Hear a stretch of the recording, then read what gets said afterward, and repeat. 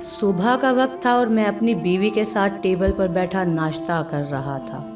आज मैंने तहैया किया था कि उसको जेन के बारे में बता कर ही रहूँगा। 3 महीने से एक लड़की जेन मेरी ज़िंदगी का अहम हिस्सा बन चुकी थी और मैं हर रोज़ उसके साथ वक्त बिताता था।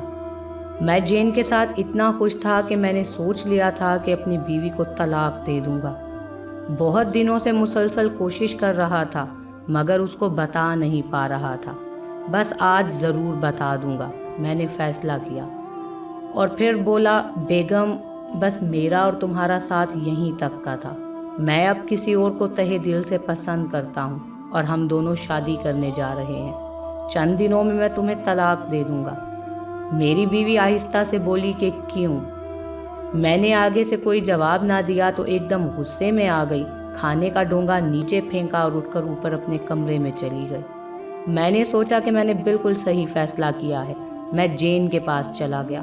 शाम को मैंने घर पर वकील भेजा जिसने मेरी बीवी को बताया कि तलाक के बाद इस घर की मालिक वही होगी और मेरे बिजनेस के 30% शेयर भी उसी के होंगे। मेरे वकील ने फ़ोन करके मुझे बताया कि आपकी बीवी ने यह सब कुछ लेने से इनकार कर दिया है। मुझे कुछ समझ ना आई। रात को मैं घर लौटा तो मेरी बीवी कंप्यूटर टेबल पर बैठी कुछ लिख रही थी। मैंने ध्यान ना दिया और जेन के बारे में सोचता हुआ सो गया।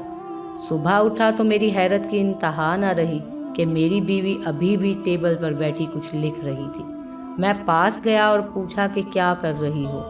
बोली कि आप मुझे तलाक दे दें, मगर मेरी 2 शर्तें आपको माननी पड़ेंगी। पता नहीं क्यों मेरा दिल पिघल गया। मैंने बोला, ओके, प्रॉमिस। उसने बताया, एक तो आप मुझे तलाक 1 महीने के बाद देंगे, अभी नहीं। तब तक हम ऐसे ही रहेंगे कि हमारा बेटा यही समझे कि हम मियाँ बीवी हैं, क्योंकि उसके अगले महीने एग्ज़ाम्स थे और उसके पेपरों पर कोई हर्फ ना आए। दूसरी शर्त यह है कि आप मुझे कमरे से उसी तरह उठाकर नाश्ते की मेज़ पर ले जाओगे जैसे शादी के पहले दिन लेकर आए थे, पूरा 1 महीना। मैंने सोचा कि कितनी पागल है, मुझसे कोई पैसे, घर, बिजनेस वगैरह कबूल नहीं कर रही। इसकी 2 मासूम सी शर्तों से मुझे क्या फ़र्क पड़ जाएगा। सो मैं फ़ौरन से पहले मान गया।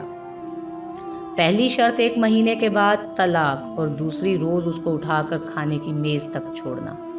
उसकी बीवी की पहली शर्त काफ़ी ठीक थी क्योंकि मेरे बेटे के पेपर्स 1 महीने बाद थे और हम दोनों उसकी बेहतरी चाहते थे। मैं उस दिन जेन के पास गया और उसको सारी बात बताई तो वो बहुत हंसी। तुम्हारी बेगम सठिया गई है बेचारी। मुझे थोड़ा गुस्सा तो आया जेन की बेहिसी पर खैर चुप कर गया। महीने का पहला दिन आया। मैं सुबह अपनी बेगम को गोद में उठाकर नीचे लाने लगा। मुझे कुछ अजीब सा फील हो रहा था। हंसी भी आ रही थी कि मेरा बेटा आ गया उतनी देर में। वो खुशी से तालियां बजाने लगा। हम लोग भी हंस पड़े। मेज़ पर बीवी को छोड़ा, सबने नाश्ता किया और बेटा स्कूल चला गया। मैं अपने ऑफिस और बेगम अपने दफ्तर। कुछ ना बदला। मैं इसी तरह शाम को जेन के साथ रोज़ होता था। रोज़ सुबह इसी तरह बस एक बार बेगम को गोद में उठाकर टेबल पर छोड़ देता। इससे मेरा बेटा कम से कम बहुत खुश हुआ करता था।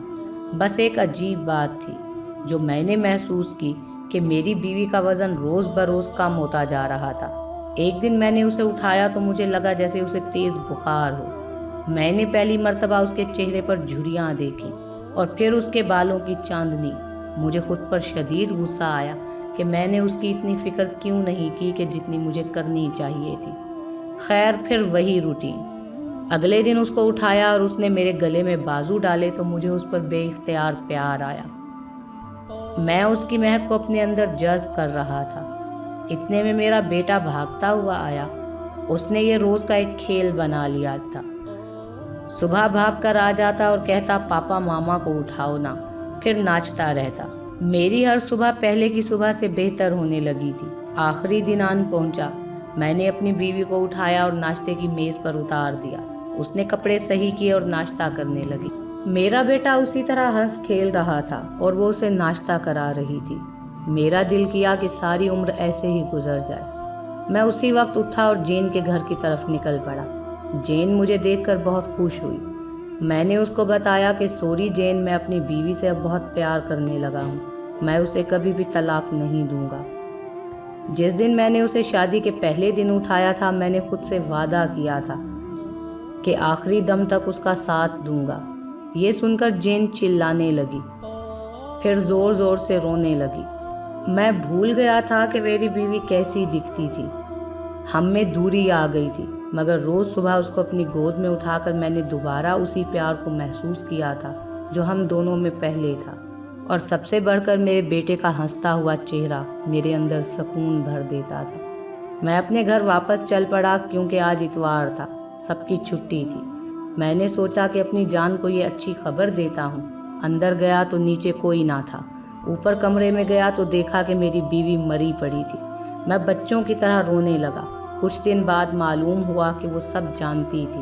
اس کو کینسر ہو گیا تھا اور وہ مجھ سے یہ بات چھپا رہی تھی، صرف ہمارے بیٹے کے لیے، کیونکہ وہ چاہتی تھی کہ ہم آخری مہینہ ساتھ گزاریں تاکہ میرا بیٹا ہمیشہ خوش رہے اور یہ سمجھے کہ اس کا باپ اس کی ماں سے بہت پیار کرتا تھا۔ وہ صرف ہمارے بیٹے کی خوشی کی خاطر صبح گود میں اٹھانے کا بولتی تھی۔ اس رات میری بیگم نے پوری رات کمپیوٹر ٹیبل پر بیٹھ کر یہی حالات تفصیلاً لکھے تھے کہ اسے کینسر ہے اور وہ آخری سٹیج پر ہے۔ ڈاکٹرز نے اسے صرف 1 ماہ کا وقت دیا ہے۔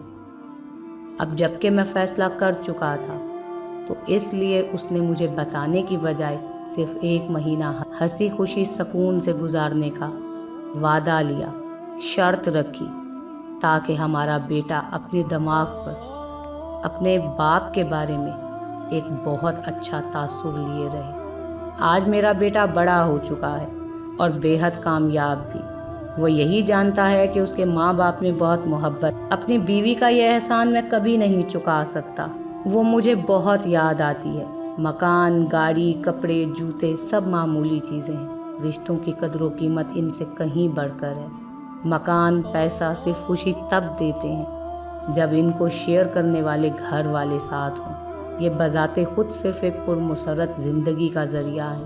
خوشیاں ان سے ملتی ہیں کیونکہ یہ ہماری زندگی کو آسان بناتے ہیں، لیکن صرف ان چیزوں کے ساتھ خوشی کو منسوب کر لینا بے وقوفی کی انتہا ہے۔